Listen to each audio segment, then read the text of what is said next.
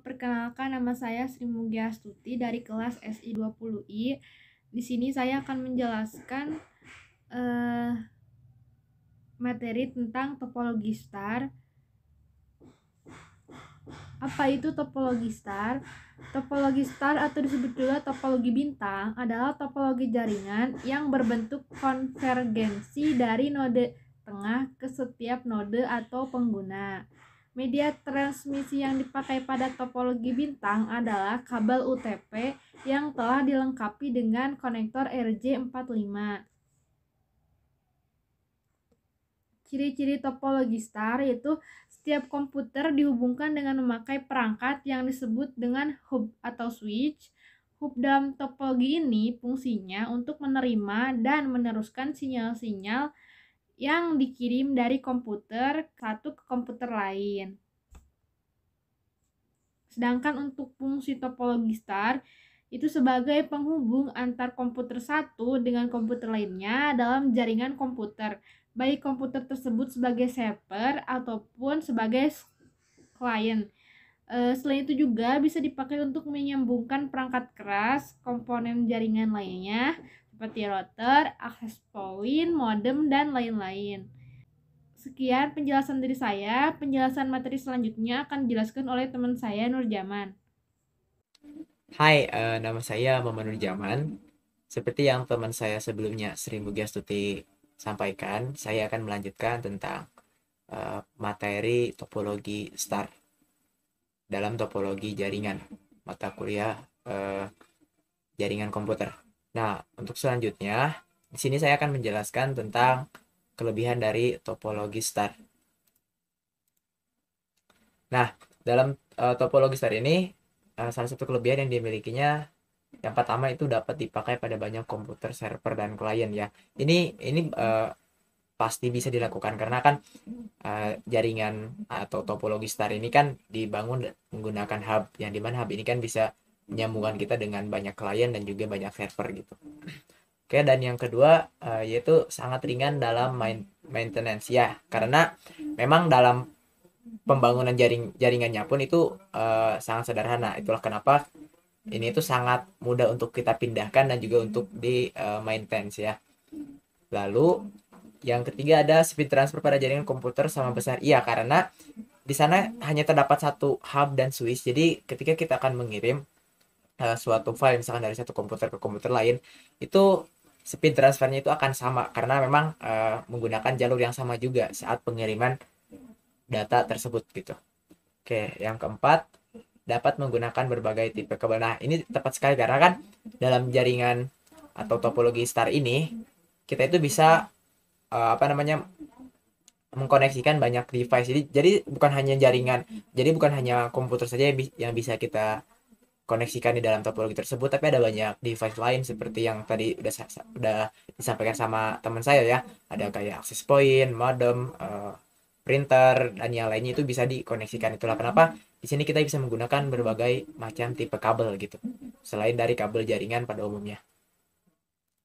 Lalu ada mudah dalam pengembangan. Ya, tentu saja karena memang di sini itu hanya ditengahi oleh hub dan switch. Itulah mengapa kita bisa terus mengembangkan topologi star ini. Kita bisa menambahkan berbagai macam berbagai macam topologi lagi gitu. Jadi kita bisa menggabungkan topologi menggunakan topologi star ini gitu.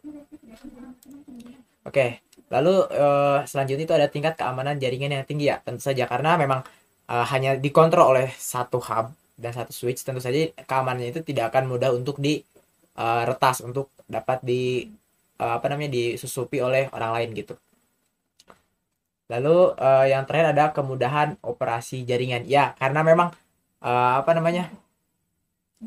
luang lingkupnya itu kecil. Itulah kenapa topologi star ini itu mudah untuk dikelola gitu, untuk diatur karena jaraknya yang begitu dekat dan juga memang hanya terpusat dalam satu tempat, yaitu pada hub atau switch yang kita gunakan untuk menyambungkan setiap device. Maka hal itu akan mempermudah kita ketika terdapat masalah pada satu device gitu. Oke, selanjutnya selain ada kelebihan tentu saja ada kekurangan ya. Di sini ada beberapa kekurangan dari topologi star. Yang pertama, banyak kabel yang dibutuhkan. Nah, seperti yang tadi udah disampaikan di itu, di apa namanya, di kelebihan, kita tuh bisa menggunakan berbagai macam kabel. Tapi karena begitu banyaknya kabel yang kita gunakan di dalam jaringan ini, di dalam topologi ini, itulah kenapa di sini ada kekurangannya, yaitu terlalu banyak kabel yang akan digunakan. Mungkin nanti ketika dalam proses implementasinya itu kabel bisa terlihat berantakan ke sana kemari gitu. Nah, seperti itu. Selanjutnya, itu hub atau switch perlu perawatan. Nah, ini karena memang hanya terpusat pada satu device tadi, hub atau switch, maka ketika ada hub atau switch yang rusak ya, otomatis seluruh aktivitas jaringan di sana tidak akan berjalan. Lalu ketiga, lalu lintas padat bisa menurunkan kecepatan transfer data. Nah, ini berhubungan juga dengan kelebihan tadi. Di sini memang kecepatan pengirimannya itu sama ya setiap device. Tapi ketika misalkan kita ingin melakukan transfer data secara bersamaan dalam satu waktu yang sama, maka tentu saja itu uh, akan mengalami penghambatan kecepatan karena memang jalurnya itu yang hanya satu gitu. Yang membuat ketika ada suatu proses pengiriman yang dilakukan secara bersama itu akan terjadi penurunan kecepatan transfer. Lalu yang keempat, ada biaya membangun jaringan yang lebih tinggi. Nah, ini kalau untuk yang ini tergantung dari kebutuhan kalian. Jika misalkan kalian membuat topologi SAR ini untuk sebuah perusahaan, mungkin biaya jaringan itu akan lebih tinggi ya, khususnya dalam mungkin pembelian hub dan switch-nya gitu. Karena memang hub dan switch ini tuh bukan hanya ada satu atau dua jenisnya, tapi ada banyak gitu. Tergantung dengan merek dan juga harga dan juga fitur gitu. Oke, itu tadi tentang kekurangannya. Dan sekarang saya akan menjelaskan tentang di mana saja sih biasanya topologi SAR ini digunakan ya.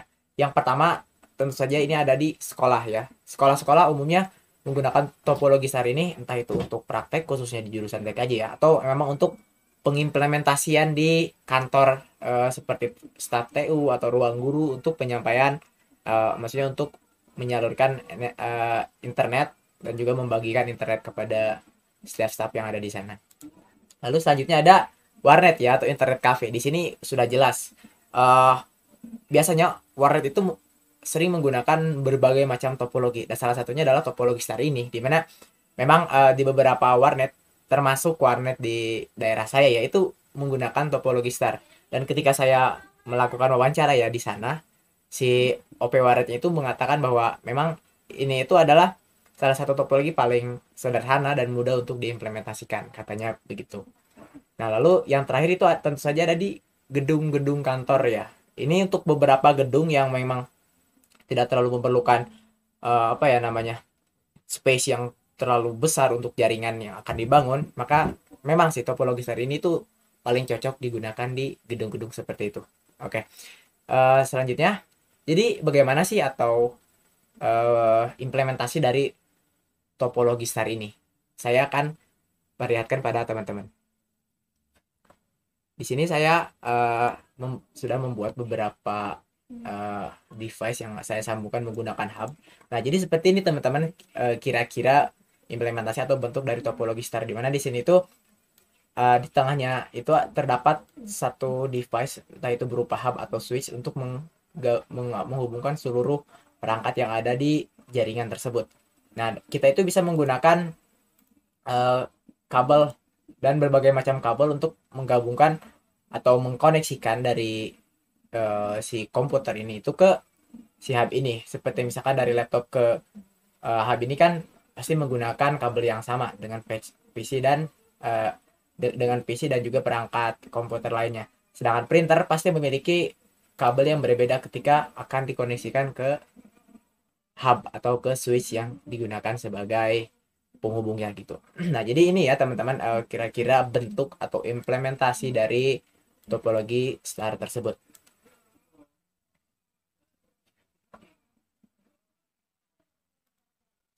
Oke, teman-teman, mungkin itu saja materi yang bisa kami berdua sampaikan. Kurang lebihnya kami mohon maaf. Semoga saja video ini bermanfaat bagi teman-teman dan bisa menjadi bahan kajian lagi untuk teman-teman dan menjadi ilmu yang bermanfaat untuk ke depan harinya. Terima kasih. Wassalamualaikum warahmatullahi wabarakatuh.